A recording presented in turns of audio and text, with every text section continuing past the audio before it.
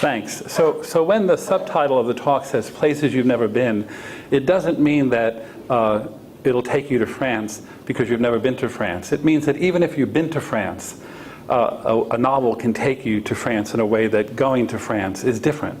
And so let me say at the outset of this talk that I begin with the premise that all literature is in the service of life, even as it recognizes that it is not itself life. I'm going to repeat that. All literature is in the service of life, even as it recognizes that it is not itself life. That's the great joy of literature. It makes things look like life, even as it tells us it's not life. It's appropriate to start at the beginning with the fact that every time we open a poem, a play, a novel, every time the curtain rises, every time the first note of an orchestral piece plays, every time you turn the corner in the museum and you see a new work of art, marks a new beginning. Life has beginnings, but it's harder to know where they are. Every day has a beginning, but is it when the sun comes up, or does that not count if you're sleeping? Is it when you wake up? Is it when you get out of bed? Is it when you have the first cup of coffee? Is it when something important happens? Life doesn't have clear beginnings and endings, but literature, art does. And one of the things that makes it different from life is that it's formal. I don't mean stuffy, I mean it has a shape. And to talk a little bit about that shape, I've handed out, or if you didn't get one, they're over on the windowsill, this poem by Wallace Stevens. It doesn't note, and that's an oversight on my part, that this great little poem is written by what people are fond of calling Connecticut's own Wallace Stevens. I want to read this to you and refer back to this during the session. It's called Large Red Man Reading. It was published in 1948.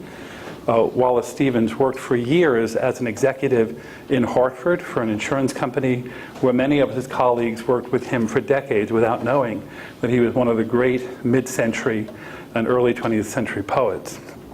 Large Red Man Reading. There were ghosts that returned to earth to hear his phrases as he sat there reading aloud the great blue tabulae. They were those from the wilderness of stars that had expected more. They were those that returned to hear him read from the poem of life, of the pans above the stove, the pots on the table, the tulips among them. They were those that would have wept to step barefoot into reality, that would have wept and been happy, have shivered in the frost and cried out to feel it again, have run fingers over leaves and against the most coiled thorn, have seized on what was ugly and laughed as he sat there reading from out of the purple tabulae, the outlines of being and its expressings, the syllables of its law, poesis, a Greek word that means making. We get poetry from it, but it just means creating, making. Poesis, the literal characters, the Vedic lines, the prophetic lines, which in those ears and in those thin, those spended hearts took on color, took on shape, and the size of things as they are, and spoke the feeling for them, which was what they had lacked. It's a little parable. The dead are disappointed that there isn't in the wilderness of afterlife what they thought there'd be. And who do they envy? Not somebody eating a peach, walking on a beach, making love, having fun. Somebody reading a book. This could be framed in the library. What they miss about life is that this man is able to read. Well, who is he? We don't know. But he's large and he's red. What does that mean? He has life. He has shape. He has volume. He has color. It could be any color. They don't have color. They don't have shape. They don't have form. And what is he reading? He's not reading the Divine Comedy or Othello. He's not even reading the Scarlet Letter. He's reading the book of life about stuff. When you're dead, you'd be happy to come back to pots and pans. Tulips would thrill you. The reading of the book of life makes them envy the emptiness that is death, because it reminds them that one of the ways you experience life is through literature. You notice that when he's reading the book in the first entrance, the tables, the tablets, the sheets are blue. He has a color, it has a color. The color doesn't mean anything other than it's a color. But you notice later on in the poem, the blue pages have turned purple. Why does that happen? Because when a red person reads a blue book, it becomes purple. A book is not a recipe or a set of directions. It's not a formula that remains unchanged, the value of which is that whether I read it or you read it, 2 tablespoons or 3 miles means the same thing to everybody. A book changes when a different person reads it. A novel's not a single novel. Every one of us brings our experiences to a book, our color, our sensibility, and it meets the sensibility and the color of the book.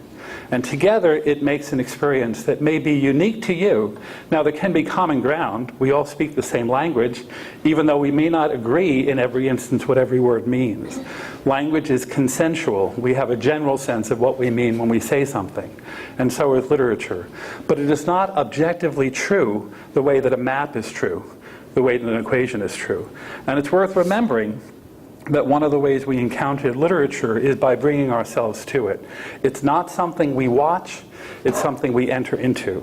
And so these novels that you've read the last few months are not travelogues. They're not an open window where you watch cultures or persons going by. It's an avenue into a culture, and the test of it is not what you see, but what you feel. And I don't mean just feel in the sense of this kind of feeling. I mean feel in the sense of your sensibility, the whole experience. Literature has an advantage over life in that literature requires you to use imagination.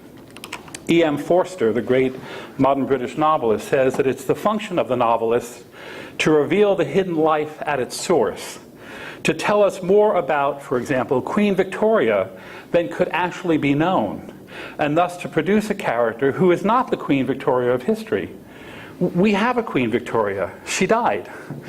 A novelist might reinvent her and make a Queen Victoria who is and is not that Queen Victoria. Tolstoy said famously that he looked around the world and he saw that there was nobody like Anna Karenina, and so he made her. And if you talk to some creative artists, you'll find out that they don't think of themselves as reproducing reality. They think of themselves as adding to it. Things are missing, and art fills up the gaps. It's an extraordinary way to think about it. So, at the heart of all literature is what is at the heart of life, that is experience. The experience, however modest and mundane, is what the thin, spended hearts of the dead long for in Stephen's poem. The experience that's conveyed or represented or enacted in a work of literature can be emotional or intellectual or political or ethical or sociological or philosophical, anthropological, psychological. It can be any kind of experience. By experience, I don't just mean touchy-feely, it's so moving. It can be that too. But it can be anything along the range of experience in the same way life touches a whole array of experience. It conveys an experience rather than merely an idea or a feeling that can be caught in a word or a phrase. Literature can offer a respite from life. It can also serve as a kind of escape. Pablo Neruda said that intervals of dreaming help us to stand up under days of work. And T.S. Eliot said famously in the Four Quartets, humankind cannot bear very much reality. It's one of the reasons why the idea that a drama is also a play, that we call works of art work because somebody had to labor to make it. But we also recognize that there's a playfulness about literature. There's a way in which it doesn't matter in the earnest way that, for example, if this were a town meeting, this would matter. But there's not going to be someone after there's a quiz. No quiz, no vote. Nothing's going to be decided tonight. And there's a kind of playfulness in that, in the same way that there's a playfulness in the idea that when you go to a museum or a symphony orchestra or you see a play, it doesn't have to make you do something. You might feel like you want to do something, but it doesn't require you to. In its recreation of life, literature can serve as a kind of recreation, a kind of play, or it can actually be a kind of ritual. We know that drama began as rituals, religious rituals, and even now there are certain works of art that have a ritualistic quality to them. If, like me, you were raised in the period before there was DVDs, or TiVo, or VCRs, you remember that it was an event when The Wizard of Oz was being shown on network TV, because it meant the holidays were near. And if you saw the March of the Wooden Soldiers with Laurel and Hardy, you knew that it was around Easter time, because that was the deal. And Gone with the Wind was an event, and it had a kind of ritualistic sense to it, in the same way that the holiday that just passed has a formal quality. I'm sure somebody sat at a table somewhere and said, "Where's the other kind of cranberry sauce? How come we didn't make grandma's stuffing?" Not just because you wanted the stuffing, but you had a sense of the rightness of that experience. Again, experience. So whether it's a game or a ceremony, it's bound by limits of one kind or another. Limits that can range from literary conventions to the mere fact that a work has a beginning and an end. The covers of a novel, the rising and falling of curtains of a play, give the experience to art, give it a shape that makes it different from life. And I want to say again, we shouldn't ignore how powerful conventions are, even if we don't think we're aware of them.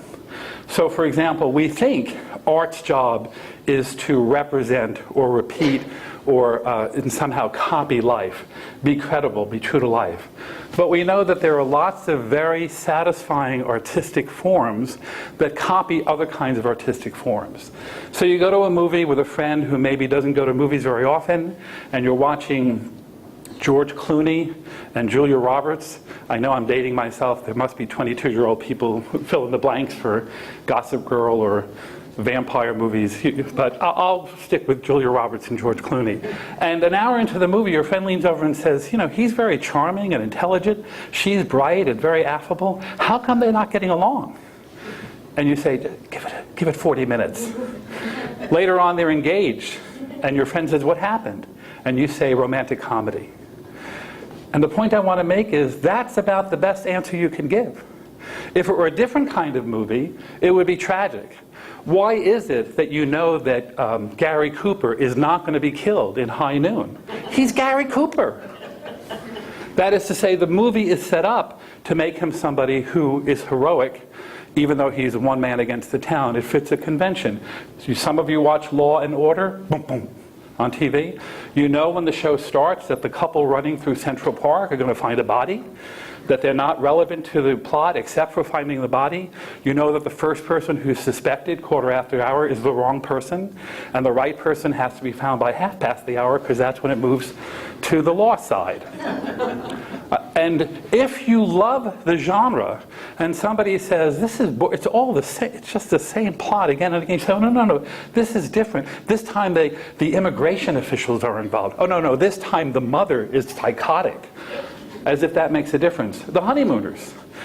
You love the show, I love the show. Somebody doesn't love the show. They say, "Which one is this?" You say, "This is the one where Cramden and Ralph have a harebrained scheme. It blows up in their face, but Alice forgives Ralph." And your friend says, "That's all of them." You say, "Oh, no, this is the one with the dog. No, this is the one with the physical examination. No, this is the one with the bowling alley." The point is, what that person doesn't like is the genre. So the variations don't matter. I don't like Westerns. I don't like film noir. I don't like tearjerkers. Doesn't matter what variations are within them. But if you like the form, there are people in this room who, surfing the net, you see a horse cowboy movie, you watch. "Oh, it looks like men are fighting. I'll watch this." The Three Stooges. And other people will use each of those markers to say, "I don't care what this movie is. I don't watch that kind of movie." Because the appeal or lack of it is generic. It has to do with the kind of thing. That's a very powerful thing, since in general, life is not generic. We can say this feels like a Tuesday, but Monday has a feel, Friday has a feel, but how generic is Tuesday? Well, it may be in your particular life, but broadly, it's not. So art has an element of play, but it's also important to recognize that it is a work. It is a made thing. Somebody had to make choices and create it. Like all art, literature has four elements. It needs somebody to make it. And again, the word make in English comes from a Greek word for making, poesis, where we get the word poetry. That person who makes has to make something. There has to be an object of art. That object of art has to be about something. It can be taken from the universe of things real or imagined, ideas and experiences. It can be a place that nobody ever thought of, but it still exists as something outside the work that the work is copying, like a bad dream or a work of science fiction. It doesn't have to exist and be true, but it has to be something to which the work is independent. It can point to something else. And then it has to be somebody to read it. It has to have an audience. So a maker, a thing made, it has to be about something, and somebody has to read or consume it. Now this may seem simple-minded to you. I'm a great believer in simple-mindedness. I don't just come to talk about the honeymooners and George Clooney because I'm in Darien. This is how I talk about literature to my Yale undergraduates. So I don't want you to think that I'm pitching this down. Pitching down is an important way of getting people to rise up. So when a reader wants to focus on the work effect on her, I want to get something out of this work. We call that the pragmatic approach. And it doesn't necessarily mean pragmatic in the sense of Machiavellian or logistical. It can be that you want to be enlightened, you want to be educated, you want to learn more about the world, you want to read better. You're reading the work primarily because you want to get something out of it. The kind of person who says, I want to read a work that's going to educate me. That's the pragmatic approach to literature. Or the reader can focus on who the maker is and what is being expressed in the work. Someone who says, I hear that Updike is an interest. I want to know what Updike is writing about. What is she saying in this book when I read a book by Iris Murdoch? What is the author trying to express? And that approach is called expressive. The reader can focus on how well the world that is represented or recreated in the work of art seems to be credible, like the world of Nigeria or Bangladesh or London. Now, you may not have a standard by which to judge. You may not know whether the work is authentic. You may not be able to say that's what London or France or Nigeria or Bangladesh are like. But the way we test credibility is not just by authenticity, but also by something called sincerity. That is, if we read a memoir by someone who has an experience very far removed from what we've ever done, someone writes an experience of living and fighting through the trenches of the First World War, we can have a sense that it's believable even though it's nothing like our experience, not because we have a test for the events, but we believe the person telling the story is true, is honest. It's not authentically true, we don't know that to be true. It seems sincerely true. The person has won us over by their style, by their voice. And that might be Tolstoy, for example. You might read Anna Karenina and come away with a sense that he has recreated a world of 19th century aristocratic St. Petersburg and Moscow that you believe to be true, even though you have no independent way to test it. That's called the mimetic view. From mimesis, the Greek word for copying. We get mime from that. Or the reader can focus on the literary work itself, the kind of thing they make you do in high school and college and beyond. How is this thing work? Not who made it, not why it was made, not what can I do with it, not what is it about, but how does it work? Irony, foreshadowing, point of view, why this chapter begins when it does and ends when it does. Why did the novel decide in a way to end this way? It'd be like talking about having a watch and not caring about the fact that it tells you time, but wanting to take it apart to see how it works. This is called the objective view, treating the work of art like an object. You see a painting, and you might talk about what it does to you. You might talk about how it represents Manet's late period, the expressive view. You might talk about the fact that it captures beautifully this scene in nature. Or you might talk about the highlighting, the use of color. You might get close enough that it no longer looks representational and notice something about how the paint is layered. That's the objective view, the thing as a thing. The point about this is that all of literature, all of art, can only be approached in one of or some combination of those four ways. Pragmatic, what it does for me. Objective, how it works, what it is. Expressive, what the author, the creator, is trying to say or represent. And mimetic, how does it seem to capture the world that is reflecting. If you've been paying attention, and there's no reason why you should, pragmatic, P, objective, O, expressive, E, mimetic, M, it spells poem. You'll laugh, but you'll remember tomorrow. You may not remember what they stand for, but you remember the letters. So if you're drawn or charmed by the elegance of the hedgehog because you are engaged by its realistic descriptions of the Parisian neighborhood in which Renee and Paloma live and interact, you're gravitating to the mimetic dimension of the novel, its ability to recreate a world. If you are convinced that this seems to capture right both a 50-something concierge and a 12-year-old on the brink of adolescence, and you say, that seems true to my own experience, it's another kind of way that you're approaching the novel through its mimetic ability. But you might be pulled to the novel, and this is not an either-or, because you want to connect to the Muriel Barberry's own life and art. You're curious about her process of creation or her personal development. You may know something about her biography, or you may have read a review that talks about the fact that she wrote it in French and she's a philosopher, and so there's a lot of philosophy in it. Then you're being involved in the expressive dimensions of the book. If you look to learn something about life, and you want to connect empathetically to the characters or the author because you want to learn something about human nature for your own edification, you want to be a better person, then it's the pragmatic dimension of the novel.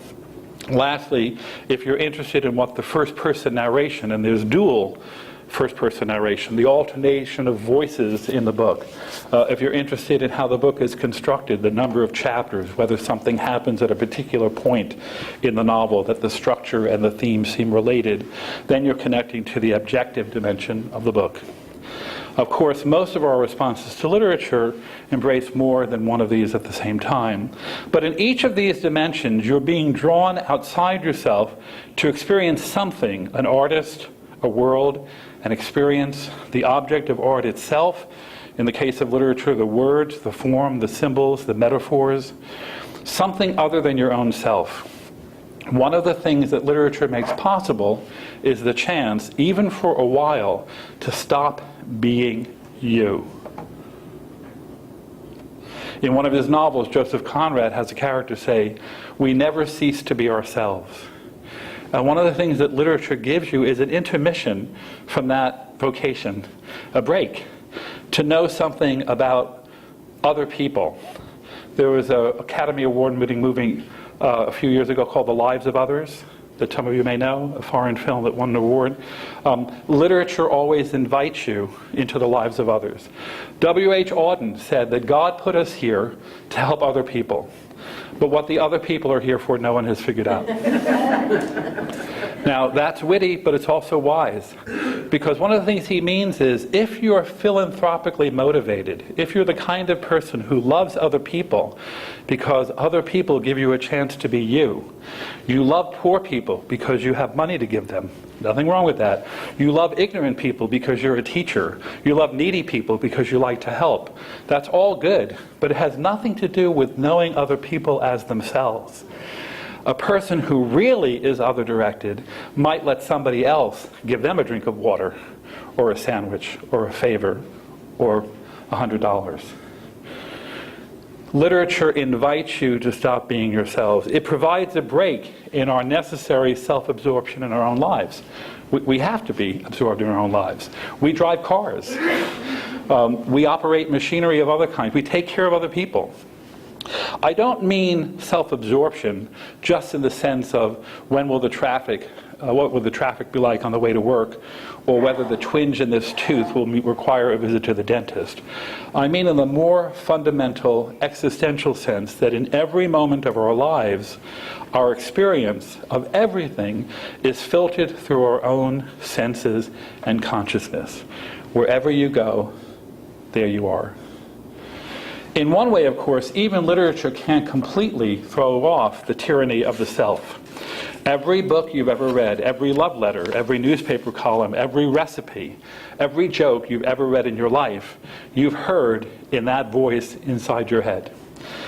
You're familiar with it, but you're not familiar with it from the outside. That's why when you hear a tape recording of 5 people that you know and you, everybody sounds like himself or herself except you.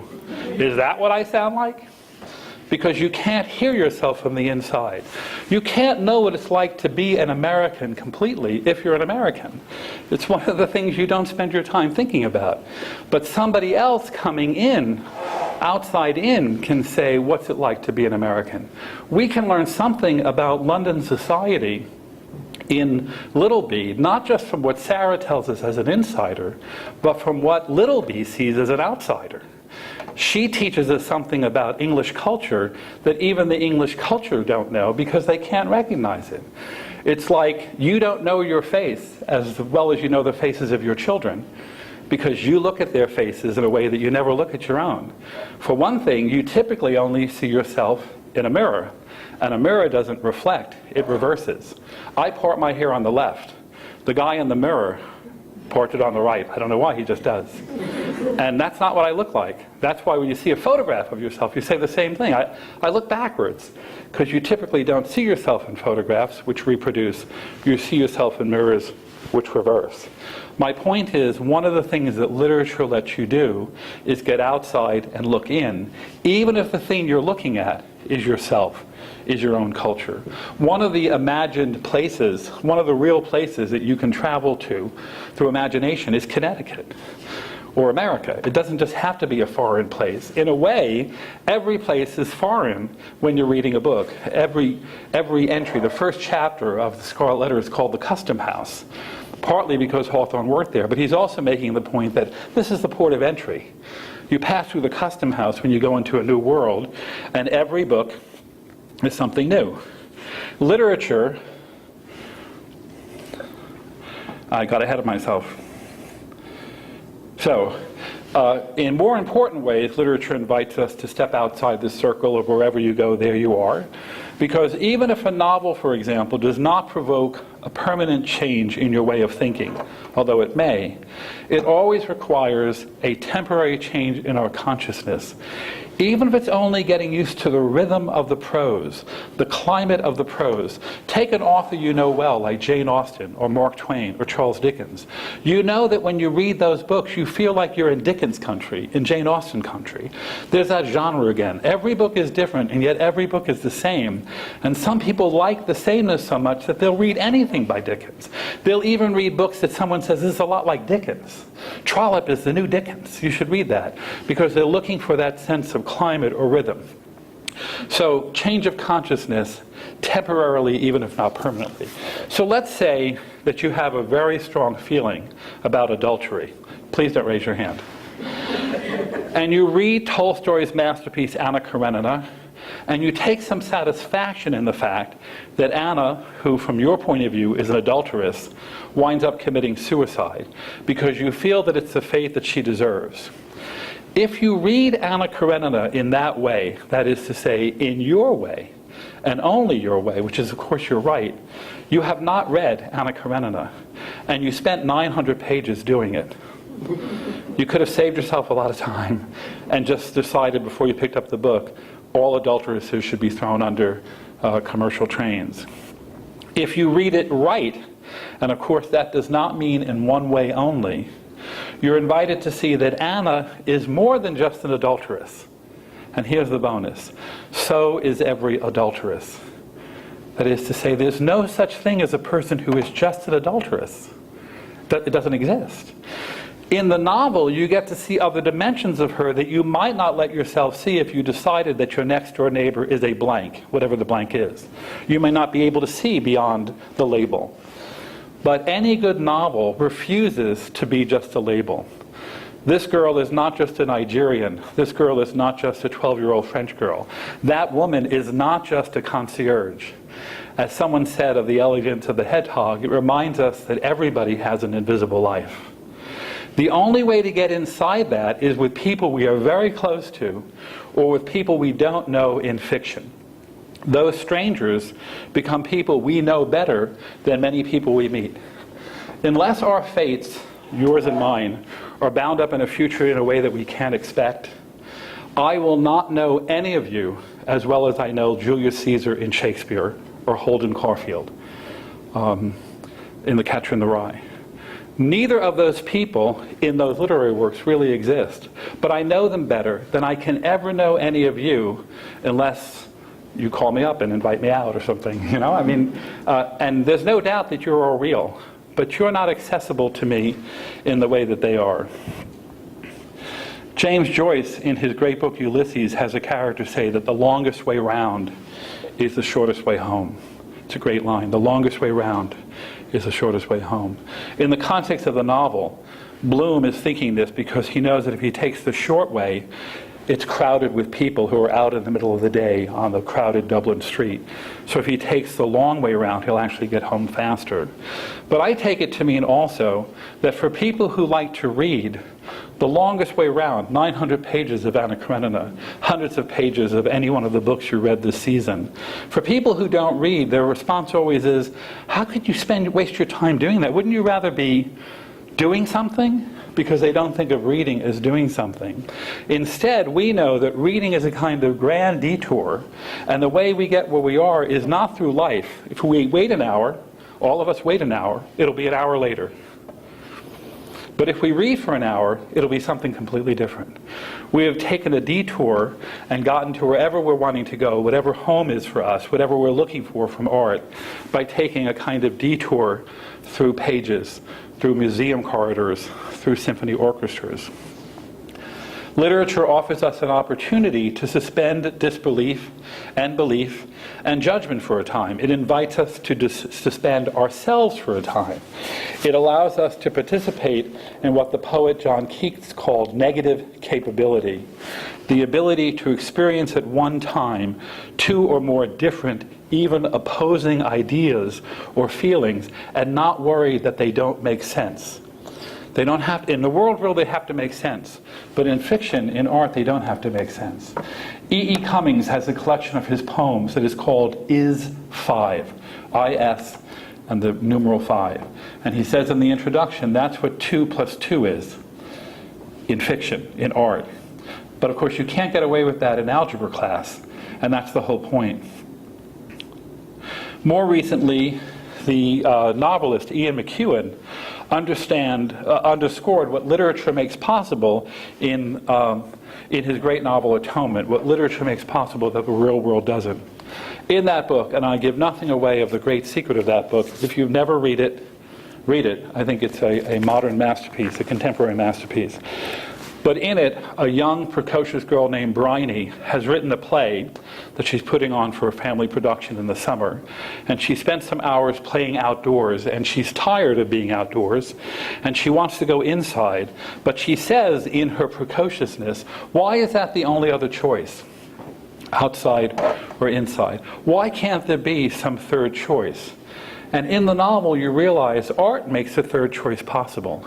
In real life, you can only be in or out. Ask my mother. She used to say, in or out, make up your mind. I'm not air conditioning the entire neighborhood. In real life, you can only be in or out.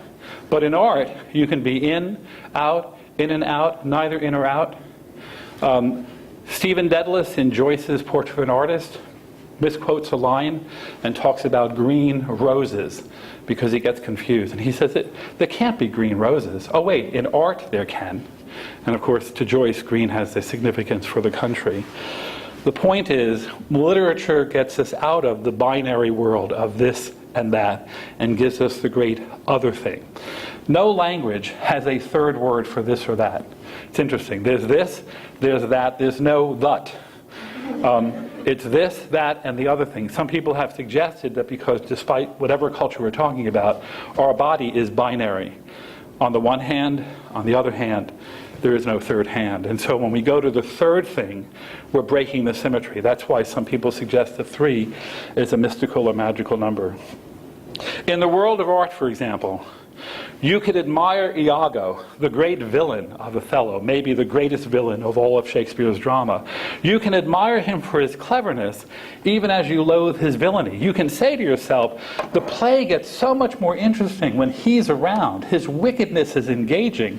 And that Othello, he's a schlub. But doesn't he understand what's going on? He's too good to be true. But Iago is really engaging. It's why people like villains. You can say that, and you can accept the attraction he holds for you, because you don't have to worry about what he is in your own life. If he really existed, you wouldn't be charmed by his villainy. You'd be worried that he was going to date your sister or move in next door. You'd have practical considerations that get in the way of appreciating the magnanimity of his creation, the fact that he's just enormously evil. Literature can permit us to spend time, real time, intimate time, with flawed or sinful or villainous characters without having to explain or excuse ourselves. In real life, your mother would say, "That's who you're hanging out with? Can't you find a better class of people? That's what you're doing with your time?" But in literature, you can slum, you understand what I mean, all you want. We rub elbows in the pages of a novel or the scenes of a play with the naughty or the wicked, and we don't have to apologize to anyone for the company we're keeping. It was Mark Twain, again Connecticut's own Mark Twain, by adoption, who said famously, "We want to go to heaven for the climate, but we want to go to hell for the company." The really interesting people are the bad people. You hear actors say all the time how much more drawn they are to playing certain types because they are wicked and therefore more inventive, more fun somehow to play. And of course the reverse is true. Literature allows us to commune with the great and the good, the noble and the remarkable, the heroic and the inspiring. It's not an accident that we use the single word character to refer both to a person in a story or a play and to the moral substance of actual men and women. That's not an accident. We assess people, we experience people in real life, not just by what they say and do, but if we're intimate with them, by how they think and feel, by their entire sensibility. We have a sense that a person is a good person because we feel that we've come in contact with their character. And it's not an accident that it's the same word. Literature invites us to experience some remarkable fictional characters or imaginary places, which could also be actual, from the inside out. But between the wicked and the wonderful, there remains the great band of everyday human experience in all its great mundane variety. Family life, sexual love, the experience of childhood, the journey into adulthood, the comforts of the mere physical world, those pots and pans and tulips of the poem we read at the beginning. Literature pulls us away from life for a time. It pulls us out of the routine of living. I want to give you that metaphor again of a detour, to offer us life in another guise, to give us experience in italics or brackets or in a shout or a whisper or in a spectacle or in a quiet sensation. And in recreating life, it invites us to look away from the living at the artistic object, but it also reminds us this object is not real. It asks us to look away so it can make us look back. The only way to go back is to go away for a while. The Wizard of Oz. You go away and then you want to go back. The Odyssey. You go out in order to go back. In fact, you can make the argument that one of the most natural human impulses is going out so you can come back. Because when you come back, it's home again. How great it is to be home. Well, why is it great to be home? Because you went away. Jerry Seinfeld has a routine about whole of life is going out and coming back. As soon as you go out on a work night, you say to people, "I got to get back." "You just got here." "Yeah, but I got to get back." "Why do you have to get back?" "Because tomorrow I got to go out." And there's a way in which that is the rhythm of our lives. Literature is one of the ways we go out. And it tells us when it's over, you have to go back. Literature, think of Magritte's famous painting, the big painting of the pipe, that has on the painting, "Ceci n'est pas une pipe." This is not a pipe. It's a big pipe. It looks just like a pipe. And part of the painting is saying this isn't a pipe. It's a realistic painting of a pipe that even as it conveys what Stevens might call the pipiness of the pipe, that's really a pipe, that looks like a pipe, reminds us that it's not a pipe, that it's art. Picasso famously saw the triangular seat of a bicycle and the wrought handlebars of a bicycle. And he took the triangle and he put the bars on top of it. Some of you have seen this, and it looks like a steer's skull. He saw in a bike the steer that was hiding in the bike. And when you see that, you can see, even if you've never seen it, you can imagine what I mean, right? The handlebars of a bike and that triangular shape that's almost universal about bikes. You put them together, as he did, it looks like a steer. The point of it is, when you see it, it looks like a steer because it's not a steer. If he just took a steer's horns and another steer's head and put them together, you'd say, it's a steer. Who cares? But it's not a steer. It's a work of art. It's a bike that is a bike and a steer at the same time. It's not just one thing or another. It's not just in or out. It's two things at once. Literature, like all art, invites us to look at it for a time, even as it reminds us that we must look back on life with expanded eyes. Eyes that have been given a greater range of vision, a greater ability to see, a greater sense of nuance and detail for having looked away. We are more attentive when we read a play or a novel or a poem than we are in everyday life. All of us has watched a TV show or listened to a conversation at dinner, again, don't raise your hand, or gone to a religious service and realized not only did something pass, but you said the words. And you realize you were doing it because you're on autopilot. Some people read that way, and they realize when they got to the end of the page, I looked over the page, but I didn't read it. But mainly, when you're reading, when you're watching a work of art, you're attentive, you're on in a way that you're not in everyday life. That matters too. The longest way round is the shortest way home, says Joyce's great Possible Man, Everyman, Leopold Bloom. Literature is a detour on the road of life. It's not an escape, because you have to come back. And certainly it's not just standing or idling in place. But like all good detours, it winds up bringing us back to where we're headed all along. And that's here. Thanks.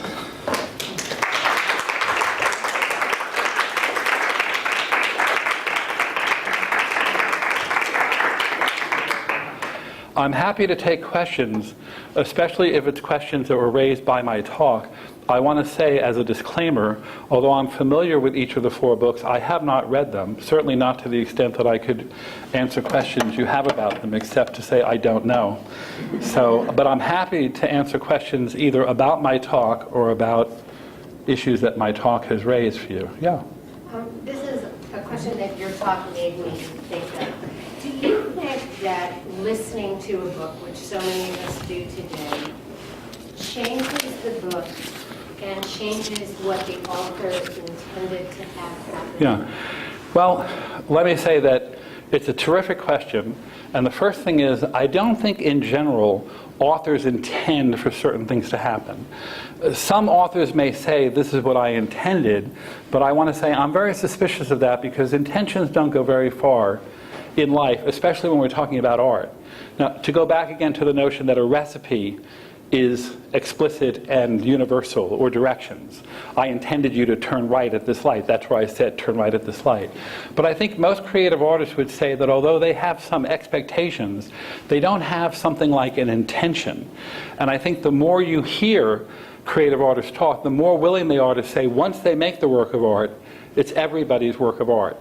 I want to say that as a group, if we decide that this work means something, we're right, even if the person who wrote it thinks we're wrong, because his or her job was to make it and then go away. But when you listen to it, when you read a book, there's only your voice. Right. When you listen to a book, there's another voice interpreting those Right. words for you. Not just interpreting, you're right. I'll get to the second part of my question, which whether or not it fits the intention of the author, it's certainly a different experience. It's more like a play. It's more like a performance. It's not just interpreting the words, it's the quality of that person's voice. Right. Some books read aloud are read dramatically. The reader will change his or her register for different characters. Some of them will read it like selected shorts, and some of it will read it more like a flat reading of a script. Also, they read at their pace. which may not be your pace. And one reason why many people like listening to books is that it keeps the same pace for you. So that my experience is, if I'm reading something that I think of as disposable, I don't mean that in a negative way, but most things that you do, most meals that I've had are disposable. They're not memorable. Most things that I read all the time, but most of them are disposable. They were good to read at the time. I will listen to a book on tape if it's not a classic. But I can't get used to listening to books, even if I know them well, that I think have literary merit, because I want to spend time on the page, and that's just my own experience. But I think if you think of the difference between reading in your own head and either reading aloud or hearing a performance, that's what it's like. I don't know if any of you do this, but some couples, for example, will read a novel together, will alternate parts, and it becomes, again, a kind of different performance than reading in your own head.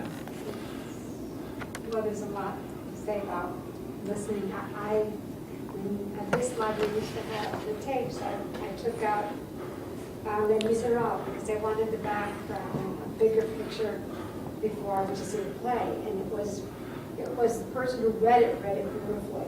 It took on all the characters, and I was mesmerized because my mind didn't have to look at the words. And so I could envision more. Maybe that's a fault that I have in reading, that I can't get the visualization. When I hear it, I'm able to really tune into it and kind of get the. It depends.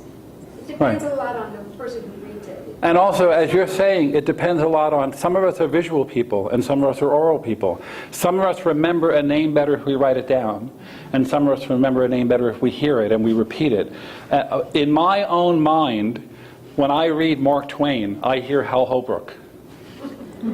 He's the only Mark Twain I know well. When I read T.S. Eliot, I remember the T.S. Eliot I heard in a recording, which is a very odd voice. I don't know if any of you know it. And the same thing's true of certain people. I was amazed when I was a young boy to realize, as one of my teachers told me, that the poems that I read and the stories that I read as a boy by Edgar Allan Poe would have had a Southern accent. Because if Poe read them, they'd have an accent. Now, of course, I read it with my own accent, whatever that is, God help me. And I didn't realize, gee, and if you've sometimes seen somebody famous who you've never heard speak, but you've seen them, and they speak for the first time, you're sometimes amazed. Or you hear a commentator on NPR, and you decided what she looks like. And then when you see her, you say, that's not right. She's not supposed to look like that. Some of it just has to do with the way we experience the world. I do think... Because my sister said she was going to go out to see Fantastic Mr. Fox, which is an animation. Right. It was Roald Dahl. It's a children's book. Right. Are you familiar with it? Well, I know George Clooney and Meryl Streep are in the movie. I thought that's the point you were getting at. The real Fantastic Mr. Fox, I cannot imagine as an animation. It was such a fantastic children's book that I can't see it as an animation. Now I may go to the movie and say, hey, I like that a lot. Right. But this is an old question, which is, I love this book. How could they possibly make a movie of that book? And the wise answer to that is, so let them try. And if they do a terrible job, you still have the book. And the book is a book, and the movie is a movie. I'm a great fan of Joyce. I think The Dead, the last story in Dubliners, is one of the great works of literary art in the English-speaking world. I would have bet money 30 years ago that it could never be made into a successful movie. And then John Huston and his son Tony Huston, who wrote the script, and his daughter Angelica Huston, who played Greta, they made it into a movie. It is a magnificent movie. It's not the book, and that's the point. It's a movie. Yes? I was just going to say that in Japanese, they actually do say this one, that one, and that one over there. But when they say that one over there, is it a word that is... What's the word for this? This would be kore. And that? Sore. Yeah? And are would be... That. Right, but my point about that is the first two words sound like each other, don't they? Yeah. And the third one doesn't. Well, I guess... I mean, every language has a word for a third thing.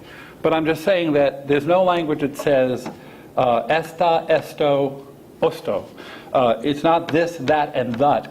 The third word has to be significantly different. You know, one of the reasons why 12 has been encoded as a magical number is in most languages, when you get past 12, you have to say 10 and 3, 13, 14. You don't say 2-teen. You don't say 1-teen. The first 12 have their own rules, and not just in English, in many languages. I'm just suggesting, again, not that they don't have a way of saying it, but it's not an inflection of the first two. It's something different, like this hand, that hand, and the third hand. We can say that, but it doesn't make a kind of logical sense. And could I ask you a question? Yeah. Do you have a favorite author besides Joyce? Well, here's the thing. When my children ask that, my first response is, are they getting rid of everybody else? On a particular day, I might have a favorite. I like a lot of the typical greats. I like Dante and Shakespeare and Homer. I just reread the Iliad and did the Odyssey with a group a couple of years ago, and I'm reminded of how great that great work is, and I'm a fan of Shakespeare and Dickens and Joyce. But there are lots of contemporary authors I like, and I don't have favorites in the sense that I know that I don't have to vote for one. It's not like Fahrenheit 451 where you have to claim a book because the others will be burned. I'm serious. It's not a satisfying answer to many people, but it's the truth. I like a lot. Other questions? Yeah. I have a question about the historical novel. Yeah. I think based on what you said, it really doesn't have to be based on history, or it doesn't have to be factual. And yet sometimes I think you're lured into believing Right. that history is the way the authors Right. Well, of course, it doesn't have to be anything. That's part of the deal. But certainly there are novels that are historical fiction in the sense that they are set in a period of time that is recognizable as Victorian England or 18th century France. And if we read a novel about the French Revolution, there better be a guillotine, and there better be people with French names, even though when they make the movie they'll be English actors. Every American Nazi movie, the Nazis spoke with British accents. Who knows? But we expect a kind of verisimilitude, but how much we expect depends partly on whether we are seeing something that the historical setting is just trappings for a story like A Tale of Two Cities, which is essentially a tale of love and sacrifice in the context of the two cities, England, which is the better city, and those revolutionary Parisians who are cutting off people's heads. When he says it was the best and the worst of times, you know which side England is on in that book. That's a book that has a polemic, but it's really about the love story and the martyrdom of a certain person in that context. But if you were to read a novel that was a fictionalized biography of Robespierre, you'd expect a greater adherence to the truth. And whether or not it was true, you'd be using your own sense to test whether it's believable. And I want to say again, this happens all the time. There are people you know well who could tell you the most outlandish thing, and you'd believe them. Because even though it's unbelievable, you believe them. Your test is not what's said, but who's saying it. And then there are other people who they could say the most realistic thing, and they could tell you which way to go, and you're going to go the other way, because you don't trust them. And I want to say that one of the things that literary critics talk about when you read something like a memoir or an autobiography, which has a higher expectation that what I'm telling you is more or less what happened. Angela's Ashes, famously, years ago. As good as that book was, many people said, he was 8. How does he remember these conversations? Well, one possibility is he's more attentive than we are. That's why he's a writer. Another would be he doesn't remember the words. He remembers the gist. And like Herodotus, the Greek historian, he knows the kinds of things those people would say, and he's able to reproduce it. But on some level, if we can't test it by authenticity, we test by sincerity. This sounds like somebody I can trust. And I want to say that goes very far in art. If you read a memoir of Winston Churchill's experiences in the Second World War, you might be someone who lived through the Second World War, or you might be somebody who has special access to a person, or professionally you may have access to information about Britain in wartime or the Second World War, and you may say that sounds right. Or you read a novel by a memoir by someone who's the mother of a disjointed family, like the Pakistani mother in A Golden Age, which is based on the author's grandmother. But let's say instead of being a work of fiction, it was a memoir about this woman, somebody remembering that woman. You might not know anything about the civil war in Pakistan and Bangladesh. You may not have even been alive in 1971. But you may know something about maternity as a mother, as a daughter, as a son. You may know something about family feeling and say, you know what, I believe that this kind of person is possible. And that's one of the things that literature gives you. Yeah. I would only say too, because this brings to mind a story I heard that memory, even when somebody is writing a memoir that they're labeling as true, I heard a podcast of the great historian Arthur Schlesinger talk about memory, and he was quite an old man when he gave this talk, and he was talking about meetings that he thought happened with this group of people there. And later somebody said to him, so-and-so wasn't there. Mm-hmm. And they could show him that, so-and-so was in England. Right. They weren't even in Washington for that meeting. Right. But when he wrote that down, his memory was that that guy was in the room. Right. And so even in that case where that was nonfiction, Yeah. he was wrong. Because he So I'll make two quick comments about that. I say quick because I'm not punching a clock, but I realize that the library may be. So, okay. So two quick comments. One is, if you've never read Mary McCarthy's Memories of a Catholic Girlhood, and you're interested either in reading a good book on its own terms, I think it's a terrific book, but if you're interested in this question, Mary McCarthy puts together little memoir pieces. They're not called Her Catholic Girlhood, they're Memories of a Catholic Girlhood. And every chapter, which is written in regular font, is followed by an italicized chapter in which she says, they told me later on that couldn't possibly be true. I thought it was my uncle, it wasn't my uncle, he wasn't on that train. And the thing that's great about that is she doesn't revise the memoir.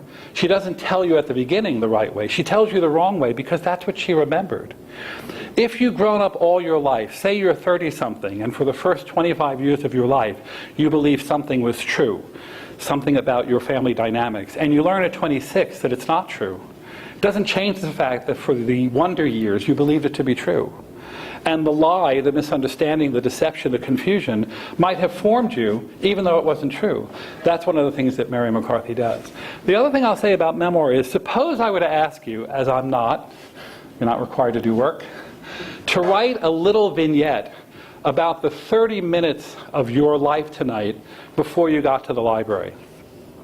And suppose you could remember now, suppose you were even told in advance, Erica called you at home and said, this Schenker's a whack job. He wants everybody to be prepared to write a little report. And suppose you were even paying attention. Now, even the most detailed version of that has to make choices. Suppose you were running late, and in running late, you backed into a fire hydrant and then a tree, and somebody had to take a golf... Well, no, that didn't happen. But let's suppose you had a near mishap on the way here. And you got out and you cursed the person in the other car, and then you moved on. Do you tell that story? Well, probably you're going to include it. Do you include it in real time? Or do you say, when I reached the library, my heart was racing because, and do you work backwards? That's the difference between a story and a plot. A story is more or less what happened. A plot is how you put it together. Do you say the gender, the age, the race of the person in the other car? Do you describe their car? Do you say what actually happened? And how do you say what happened? What do you leave in and what do you put out? Even if you're being factual, here's the point. Everything in a memoir may be true, but not everything true can be in the memoir. And once you make that distinction that you're leaving something out, it's art. If this were a little painting in a frame, let's say it was a photograph. It was a photograph of a wall outlet, modern art. You'd say to yourself, even though this is a realistic photograph, how come it's this color? Why is this off center? Why did the person who took this photograph not make it bigger? Why did they decide to point the camera there instead of there? You can say, photography is very close to realism, but we know that photographers are artists. And we know that how you develop the film, where you point the camera, how you crop it, how you expose it, all those things, even though we can say that not only looks like an outlet, it's a picture of an outlet. But it's a picture of an outlet, and therefore not an outlet. It's as if art is constantly saying, hey, psst, come over here. And when you get over there, it says, get away from me. Go back. Go back to life. I just was, I'm sorry that the question isn't totally developed, but I'm thinking myself about this second thing, objective. We read something, I don't know quite what the verb is. We're talking about the form of the novel or the whatever. Right. Okay. Sometimes people object to novels or books because they're not linear, for example. Right. That's a common complaint lately. Yeah. And I'm thinking, James Joyce, I guess, was the first to use stream of consciousness. You probably know, that went back a while. Yeah, he was one of the first, and not too much earlier, but the point's still a good point, yeah. I guess what I'm trying to say myself as a reader, I find myself not so conscious on a conscious level of the structure of it, the technique, until I go back and then try to take it apart for some reason because I'm confused about something. But I almost feel like it's a very brilliant way to manipulate the other aspects you're talking about of the way you experience literature. I don't know if I'm making good sense. You are, yeah. Yeah. Well, one of the ways that art can call our attention to the fact that in real life everything follows after each other is by breaking that, making a disruption, like the disruption of turning a bicycle into a steer's head. We're not fooled. We know it's a steer's head and a bicycle at the same time. In a novel, unless it's really, really arcane and cryptic, even though there are shifts in consciousness or point of view, we realize there's a part of us that's putting it together. The great Spanish surrealist filmmaker Luis Buñuel was at a film convention, and someone said, why do not a single one of your movies have a beginning, a middle, and an end? He said, they do, but not in that order. And there is a way in which I think that there's a real wisdom in that. One of the ways you call attention to the fact that human life has Monday, Tuesday, Wednesday is you mix that up from a different point of view. I'm going to end by quoting one of the novels you read. John Sloan was an early 20th century American realistic painter, and he gets the first epigraph, or one of the first epigraphs, in The Painter from Shanghai, Epstein's book, that begins, I think it's actually the second epigraph, but it says this, as if he did the work for me, and that's why I'm giving him the last word. She gave him the first. He wrote, though a living cannot be made of art, art makes life worth living. It makes starving living. It makes worry. It makes trouble. It makes a life that would be barren of everything living. It brings life to life. Thanks a lot for coming.